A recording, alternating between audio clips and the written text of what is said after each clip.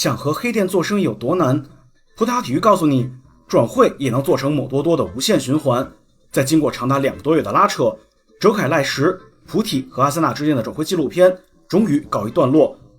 可以讓羅馬諾內攤的交易可不常見。特別篇：瑞典第一情深。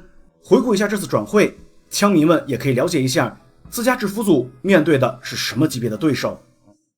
兩家俱樂部的協商在5月就開始了。哲凱賴什和阿森納吃虧在於，在1年前，哲凱賴什和葡體主席瓦倫達斯有一個君子協定，只要瑞典前鋒為球隊再踢1年，1年後如果有隊出到6000萬歐轉會費加1000萬歐浮動，立刻放哲凱賴什離隊。但問題來了，既然是君子協定，自然沒寫進合同。1年後，葡體不出意料的不認賬了，讓你認識一下無奸不傷裡的黑字怎麼寫。憤怒的哲凱賴什直接刪除了個人社交媒體中所有葡體相關內容。整個6月，阿森納是在推進轉會的，報價給到了5500萬固定加1000萬浮動，事態總體來說還是一片向好。轉折出現在7月初，就在羅馬諾發出 Here we go soon 以及各方都感覺即將官宣時，葡體突然推翻了阿森納的報價。隨後，哲凱賴什與自己的葡萄牙籍女友分手，說法是他想專心訓練，準備英超，並告訴兵工廠他願意降薪。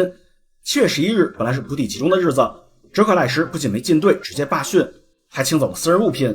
此時，哲凱賴什的經紀人也站出來，宣布放棄屬於他的10%的佣金，幫助客戶完成轉會。7月15日，面對阿森納6350萬歐固定和1000萬歐浮動的又一輪報價，葡體再次拒絕，依然咬死8000萬歐不鬆口。葡體主席瓦倫達斯也表示，他們完全能接受哲凱賴什再留3年，不回來他們將直接起訴，怎麼砍都提不了貨，竟然有人比某多多還會。而整場轉會中，最讓槍迷和中立球迷不爽的就是葡體極度缺乏誠意。理論上，如果是以合作成功為目標，雙方應該盡可能縮小差距，出讓利益，協商談判。但葡體去年咬死1億，今年咬死8000萬，一副市面上只有他們有神風的態度。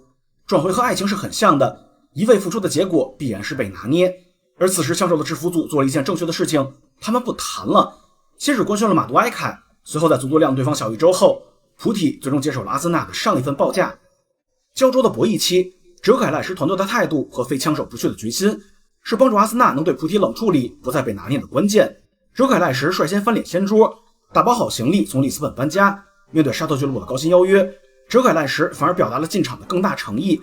5年合同，他願意少拿總額1000萬歐的薪水，幫槍手從他身上省出這筆差價。他即便繳納罰款，也拒絕歸隊。所有經紀人也放棄了一大筆佣金，和阿森納做生意又不止這一次，路走寬了不是？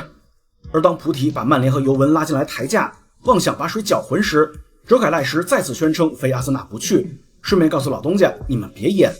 槍手制服組也不再與葡体溝通，哲凱賴什和阿森納就是賭葡體這家黑店，絕不可能讓賣上價格的球星眼睜睜地爛在看台上飛速掉價，最終讓葡體無法再敲詐，拿回了伯利的主動權。成交的6350萬固定加1000萬浮動，雖然也有點溢價，但還是能接受。球員和制服組也用團結的表現贏得了自家球迷的贊同，偉大的雙向奔赴。事實證明，球員放棄薪水可能得到更多，這哪是阿森納心源，分明是瑞典第一情深。